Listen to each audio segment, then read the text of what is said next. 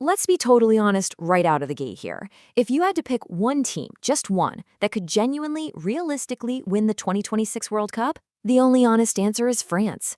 And look, it's not because they're the most popular or they've got some cute underdog story. It's because, based on pure, cold, brutal football logic, literally no other team on the planet is built quite like them. But here's the core truth. The absolute scariest part about France, it isn't actually what you see on the highlight reels. It's what you can't see. It's the massive structural foundation sitting right beneath all those superstar names and flashy goals. So, by the end of this explainer, you're going to understand exactly why Les Bleus are the most fundamentally dangerous team on Earth.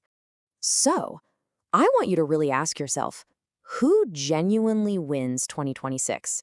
I mean, when you strip away the emotion, the hope, all that media hype around your own home nation, who actually has the structural reality to go and lift that trophy? You know, in international football, you can't just buy your way out of a problem. You can't hit the January transfer market to fix a leaky defense, right? You're stuck with the generation you have. So let's look at the brutal facts of what France actually has.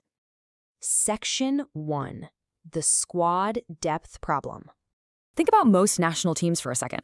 Even the truly elite ones spend a whole 4-year cycle agonizingly trying to build one single cohesive starting 11.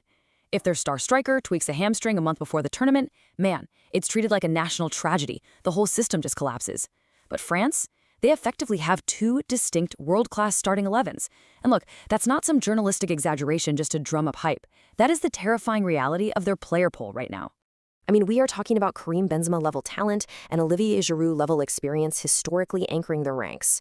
We're talking about incredibly dynamic Marcus Rashford-level attackers fighting tooth and nail just to be the third option off the bench. And the midfield? Oh man, you've absolute elite ballers like Eduardo Camavinga and Aurelien Tchouameni, alongside defensive anchors like William Saliba, guys who would literally walk into almost any other national team starting lineup and probably be handed the captain's armband, or sometimes just sitting there warming the French bench, wondering if they'll even get 20 minutes of game time. Think about what that does to their training sessions.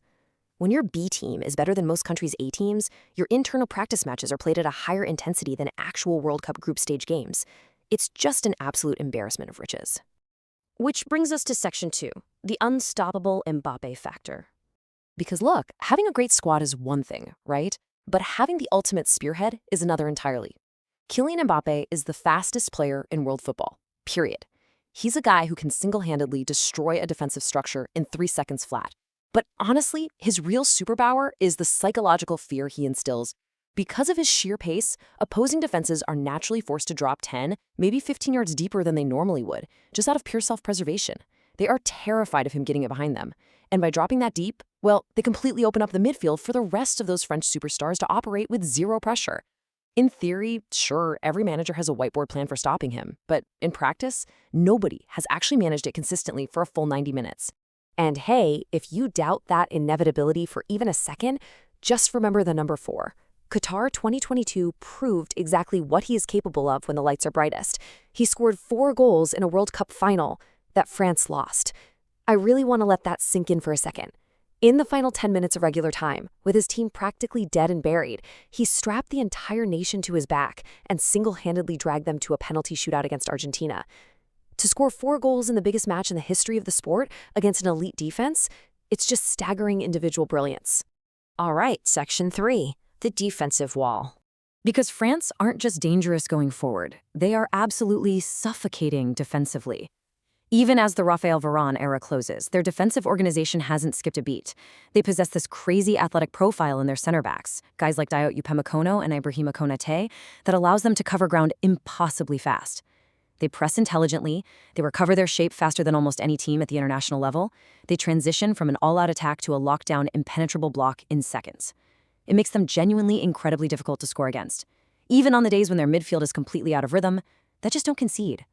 And that combination, an explosive attack paired with a deeply disciplined defense, that's the exact recipe that separates merely good teams from dynastic ones.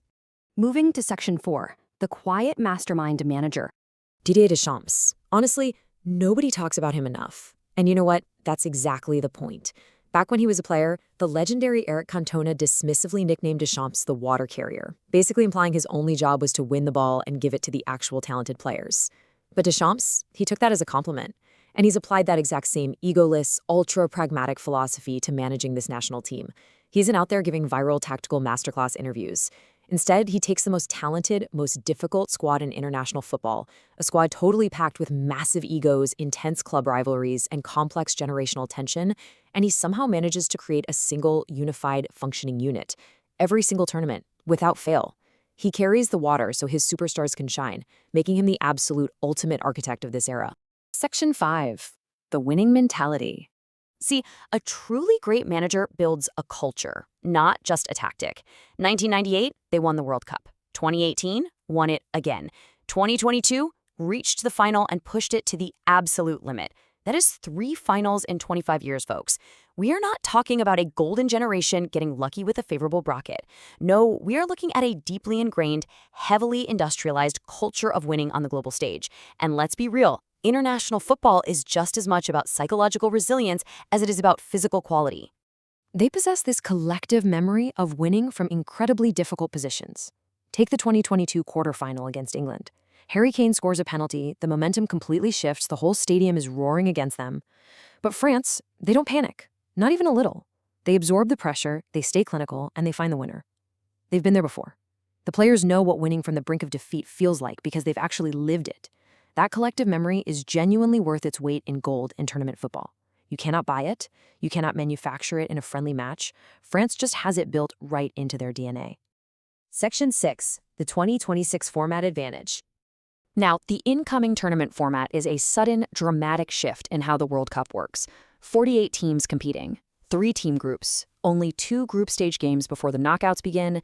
The margin for error is essentially reduced to 0. When every single group game is a potential elimination game, the pressure is instantly at a boiling point from the very first whistle. One bad afternoon, one unlucky red card, and bam, you are flying home. But here's the kicker, this new format accidentally weaponizes everything France does best. While other nations will be desperately grinding down their 11 exhausted starters, playing on incredibly heavy legs just to survive those high-stakes early games, France is going to be operating with 23 world-class players. They can literally rotate 5 players out of the starting lineup without a single drop in quality. They have injury cover without a drop of panic. By the time the deep knockout rounds arrive, France will be unleashing players with completely fresh legs, while the rest of the world is running purely on fumes and adrenaline. The 2026 format was designed to make the tournament bigger, but man, it accidentally created the absolute perfect conditions for a squad with limitless depth. Section 7. Their only genuine weakness. So are they completely invincible? Well, no. Actually, France has one genuine flaw, and it's the exact same weakness they've always had, themselves. Internal tension, club rivalries bleeding into the international camp, public player disputes, demands for minutes from incredibly high-profile stars. I mean, you only have to look back at the infamous 2010 World Cup in South Africa, the knees in the strike, where players literally refused to train and the entire campaign imploded on the world stage. France usually only loses when they defeat themselves from the inside out. Even the 2022 World Cup had whispers of squad friction throughout the entire campaign, which Deschamps barely managed to contain. In 2026, with an even more crowded roster of superstars demanding roles, managing the dressing room is going to be infinitely more important than the tactical preparation on the pitch. If France is cohesive, they are essentially unbeatable. But if that dressing room fractures even slightly, well, that's when Brazil, England, and Argentina will be waiting in the wings, sensing a massive opportunity to strike while the giant is distracted. We started this explainer by stating that France is the most dangerous team heading into 2026. And now, hopefully, you understand that this isn't just some popular opinion. It's a structural reality built on unmatched squad depth, generational talent, elite coaching, a ruthless tournament mentality, and a new format that accidentally suits them perfectly. The most dangerous team isn't always the most loved team. Sometimes it's just the one that quietly keeps showing up and dominating the pitch. So here's the ultimate question to leave you with today. Can anyone actually stop France? Or are we already watching the inevitable?